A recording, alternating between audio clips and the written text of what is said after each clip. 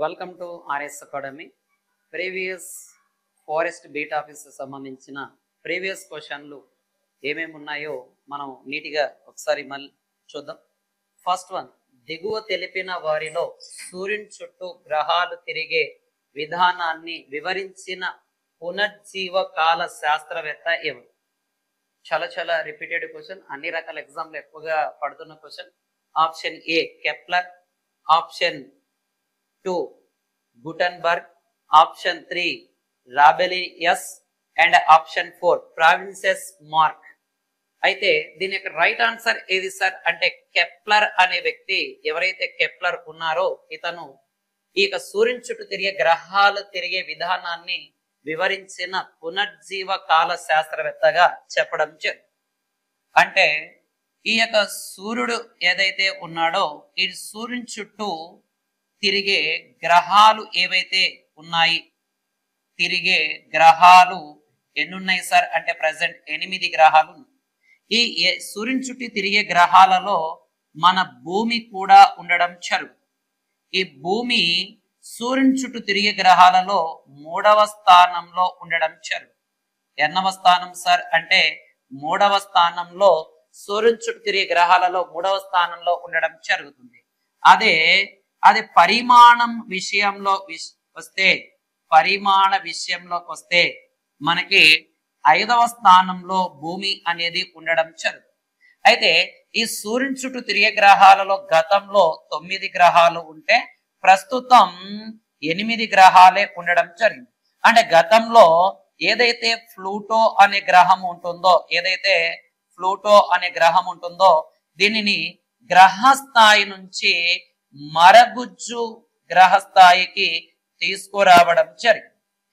మనకి ఈ గ్రహాలకు సంబంధించి వివరించే శాస్త్రాన్ని, ఈ యొక్క విశ్వం గురించి ఇచ్చేసే శాస్త్రాన్ని ఖగోళ శాస్త్రం అనే పేరుతో పిలవడం జరుగుతుంది.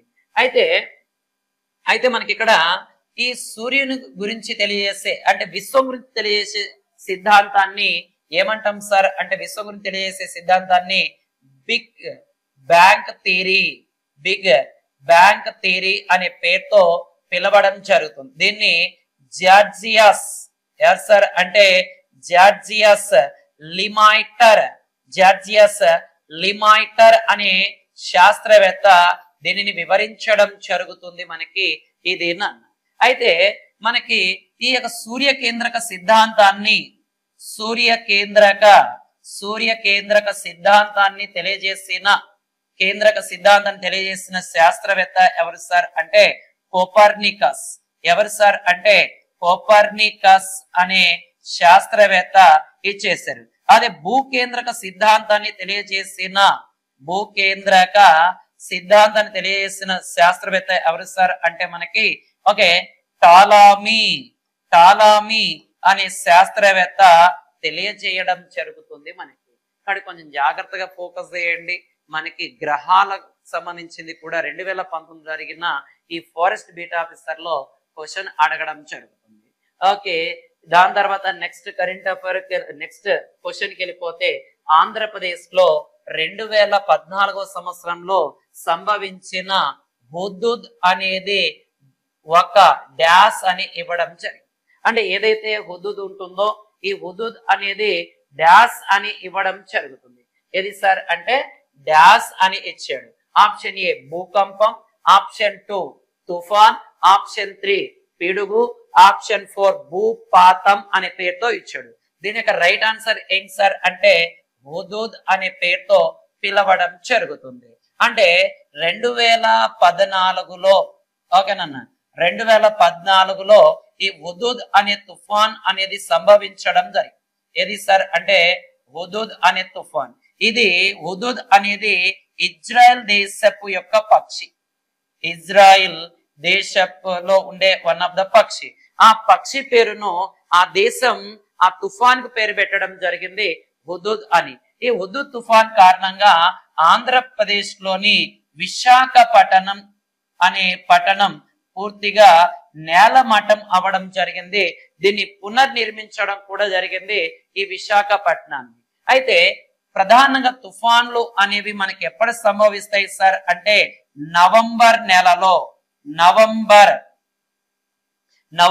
నెలలో ఎక్కువగా సంభవిస్తూ ఉంటాయి. అందుకే నవంబర్ ని తుఫానుల నెల అనే పేరుతో పిలవడం జరుగుతుంది.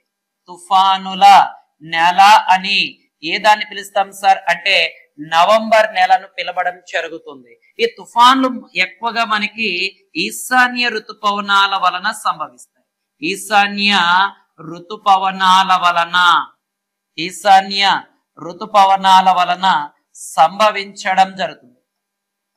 అయితే ఈ తుఫాన్లను ఒక్కొక్క ప్రాంతంలో ఒక్కొక్క పేరుతో పిలుస్తారు. విల్లులు అని అండ్ టర్నోడ్స్ లని ఓకేనన్న ఇలాగ రకరకాల పేర్లతో పిలవడం జరుగుతుంది.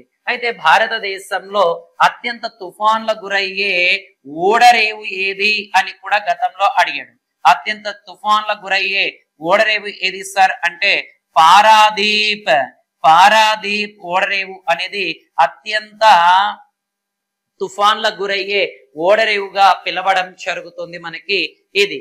ఓకే, నెక్స్ట్ క్వశ్చన్ కి వెళ్ళిపోతే ఏంటి సార్ అంటే దిగువ తెలిపిన వాటిలో ఏ రాష్ట్రం కర్కటక రేఖ వలన రెండుగా విభజించబడదు అన్నాడు. ఇక్కడ చాలా చాలా ఇంపార్టెంట్. కర్కటక రేఖ వలన ఏ రాష్ట్రం రెండుగా విభజించబడదు అని అడగడం జరిగింది. Option A Orissa, option B లేదా 2 గుజరాత్, ఆప్షన్ 3 రాజస్థాన్, ఆప్షన్ 4 పశ్చిమ బెంగాల్ అని ఇవ్వడం జరిగింది. ఓకే, దీని యొక్క రైట్ ఆన్సర్ ఏది సార్ అంటే ఒరిస్సా అని చెప్పడం జరుగుతుంది మనకి ఇది నన్న. అంటే ఉదాహరణకి ఇలాగా ఈ కర్కటక రేఖ లేదా ట్రాఫిక్ ఆఫ్ క్యాన్సర్ విషయానికి చూసే ట్రాఫిక్ ఆఫ్ క్యాన్సర్ అని మనం చెప్పే ఈ కర్కట రేఖ భారతదేశంలో ప్రధానంగా ఇలాగ 8 రాష్ట్రాల గుండా ప్రయాణించడం జరుగుతుంది. అంటే 8 రాష్ట్రాల గుండా అంటే ఏవేవి సార్ అంటే 1 మిజోరం, ఓకే, దాని తర్వాత Tripura and next one west Bengal and Jharkhand and next one Chhattisgarh and next one Madhya Pradesh and Rajasthan and దాని తర్వాత గుజరాత్ అనే రాష్ట్రాలు ఉండడం జరుగుతుంది. అంటే ఈ రాష్ట్రాలు కాకుండా మనకి దీంట్లో ఉన్నదే రైట్ ఆన్సర్ ఏది సార్ ఒడిస్సా అనేది. అంటే కర్కట రేఖ భారతదేశంలో 8 రాష్ట్రాల గుండా ప్రయాణిస్తుంది. దీంట్లో అత్యధిక దూరం ఏ రాష్ట్రం గుండా ప్రయాణిస్తుంది సార్ అంటే మధ్యప్రదేశ్ గుండా అత్యధిక దూరము అండ్ అతి తక్కువ దూరము రాజస్థాన్ రాష్ట్రం గుండా ప్రయాణించడం జరుగుతుంది మనకి. మొదటగా భారతదేశంలో కర్కట రేఖ మిజోరంలో ప్రారంభమవుతే ఎక్కడ సార్ అంటే మిజోరంలో ప్రారంభమవుతే చివరగా గుజరాత్ గుండా ఈ కర్కట రేఖ అనేది ఇదవ్వడం జరుగుతుంది మనకి ఇది. చూడండి, ఇలాంటి క్వశ్చన్ రిపీటెడ్ గా అడుగుతుంటాడు, కొంచెం జాగ్రత్తగా ఇలాంటి క్వశ్చన్ల పైన ఫోకస్ చేయండి. ఓకే, నెక్స్ట్ క్వశ్చన్ కి వెళ్ళిపోతే మనకి ఏ క్వశ్చన్ ఉందో నెక్స్ట్ ఒకసారి చూడండి నాన్న. నెక్స్ట్ క్వశ్చన్ మనకి ఓకే, భారత జాతీయ అటవీ నివేదిక ఇండియన్ స్టేట్ ఫారెస్ట్ రిపోర్ట్ ప్రకారం 2017 ప్రకారం అటవీ విస్తీర్ణంలో నీటి వనరులు అధికంగా పెరుగుదల నమోదు చేసుకున్న రాష్ట్రం. అంటే ఏదైతే అటవీ విస్తీర్ణం ఉంటుందో ఆ అటవీ విస్తీర్ణంలో అధిక మొత్తంలో నీటి లభ్యత కలిగిన రాష్ట్రం ఏదని ఇచ్చింది. Option A Maharashtra, option 2 Gujarat, option 3 Madhya Pradesh, option 4 Andhra Pradesh. అయితే ఇక్కడ అడిగిన క్వశ్చన్ ఏంటి, అటవీ విస్తీర్ణంలో నీటి వనరుల లభ్యత పెరుగుదల నమోదు చేసిన రాష్ట్రం అంటే పెరుగుదల కనబరిచిన రాష్ట్రం. ఈ 2017 ఈ రిపోర్ట్ ప్రకారం ఏది సార్ అంటే మహారాష్ట్ర అనేది ఉండడం జరుగుతుంది మనకి ఇది నన్ను. అయితే మన భారతదేశంలో నేషనల్ ఫారెస్ట్ పాలసీ ప్రకారం అంటే 1951-52 ఈ ఫారెస్ట్ పాలసీ ప్రకారం భారతదేశంలో 33% అనేది అడవులు ఉండాలి. ఓకే, 33% అడవులు ఉండాలి. అత్యధికంగా అడవులున్న రాష్ట్రం ఏది సార్ అంటే మధ్యప్రదేశ్ అని పిలుస్తాం. అయితే ఇక్కడ ఏ దాని ప్రకారం అన్నాడు, అటవీ విస్తీర్ణంలో నీటి వనరుల లభ్యత అన్నాడు. ఎక్కువగా ఎక్కడున్నాయి సార్ అంటే మహారాష్ట్రలో ఉన్నాయి. ప్రజెంట్ భారతదేశంలో అత్యధిక అడవులున్న రాష్ట్రం ఏది సార్ అంటే మధ్యప్రదేశ్. అయితే భారతదేశంలో అతి తక్కువ అడవులున్న రాష్ట్రం ఏది సార్ అంటే పంజాబ్ హర్యానా రాష్ట్రాలు అనేవి అతి తక్కువ అడవులున్న రాష్ట్రంగా మనకి పిలవడం జరుగుతుంది. మన ఎవరైతే ఛానల్ ని ఫాలో అవుతున్నారో మీకు అడిగే క్వశ్చన్, రీసెంట్ గా వచ్చిన స్టేట్ ఫారెస్ట్ రిపోర్ట్ ప్రకారం ఆంధ్రప్రదేశ్ అడవులలో ఎన్నవ స్థానంలో కలదు? అడవులలో ఆంధ్రప్రదేశ్ భారతదేశంలో ఎన్నవ స్థానంలో ఉందో కింద కామెంట్ రూపంలో తెలియజేయండి. ఇంకో విషయం, మన ఆర్ఎస్ అకాడమీ కర్నూల్ అనే యాప్ ని గూగుల్ ప్లే స్టోర్ నుంచి డౌన్లోడ్ చేసుకోండి. RS academy RRB group D grand టెస్ట్లను వీక్లీ టెస్ట్లను సిలబస్ వైజ్ టెస్ట్లను కూడా నిర్వహించడం జరుగుతుంది. ఇది మీరు గూగుల్ ప్లే స్టోర్ నుంచి డౌన్లోడ్ చేసుకోండి. అంత తక్కువ ఫీజుతోనే ఈ గ్రాండ్ టెస్ట్ ని మీ ముందుకు తీసుకురావడం జరిగింది. అండ్ త్వరలో మేము మీ ముందుకి డైలీ కరెంట్ అఫైర్ ని కూడా తీసుకురావడం జరుగుతుంది. ఓకే, త్వరలో. ఓకే, నెక్స్ట్ క్వశ్చన్ కి వెళ్ళిపోదాం నాన్న. నెక్స్ట్ క్వశ్చన్ ఏది సార్ అంటే దిగువ తెలిపిన ఏ జాతీయ ఉద్యానవనం అంటే national park. Okay, supreme court అన్ని రకాల గనుల కార్యకలాపాలను ఏది సార్ అంటే అన్ని రకాల గనుల కార్యకలాపాలను నిషేధించింది అని అడిగాడు.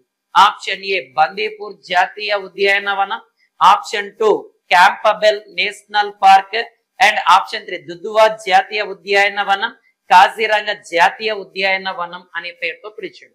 అయితే దీని యొక్క రైట్ ఆన్సర్ ఏది సార్ అంటే కాజీరంగా జాతీయ ఉద్యానవనానికి సంబంధించి ఈ యొక్క సుప్రీంకోర్టు అన్ని రకాల గనుల కార్యకలాపాలను నిషేధించడం జరిగింది. ఈ కాజీరంగా నేషనల్ పార్క్ ఎక్కడ ఉంది సార్ అంటే మనకి అస్సాం రాష్ట్రంలో ఉండడం జరుగుతుంది. ఈ కాజీరంగా ఉద్యానవనం ఏ దానికి ప్రసిద్ధి సార్ అంటే ఖడ్గమృగాలు. ఏది సార్ అంటే ఖడ్గమృగాలకు ప్రసిద్ధి, అంటే రైనోసార్ అనేది. ఈ ఖడ్గమృగాల పైన ఆ ముక్కు పైన ఉండే ఈ కొమ్ములో ఉండే ఆ ప్రోటీన్ ఏది సార్ అంటే మనకి కెరాటిన్ అనే ప్రోటీన్ అనేది ఆ కొమ్ములో ఉండడం జరుగుతుంది మనకి ఇది. అండ్ దుద్దువా నేషనల్ పార్క్ ఎక్కడ ఉంటుంది సార్ అంటే మనకి ఉత్తరప్రదేశ్ అనే రాష్ట్రంలో ఈ యొక్క ఏది ఉంది సార్ అంటే దుద్దువా నేషనల్ పార్క్ ఉంది. అండ్ క్యాంపబెల్ నేషనల్ పార్క్ ఎక్కడుంది సార్ అంటే అండమాన్. ఎక్కడ సార్ అంటే అండమాన్ నేషనల్ పార్క్ లో ఏది ఉంది సార్ అండమాన్ నికోబార్ దీవులలో ఈ క్యాంపబెల్ ఉద్యానవనం ఉంది. అండ్ బందీపూర్ ఉద్యానవనం ఎక్కడుంది సార్ అంటే కర్ణాటక. ఎక్కడుంది సార్ అంటే కర్ణాటక రాష్ట్రంలో బందీపూర్ నేషనల్ పార్క్ అనేది ఉంది.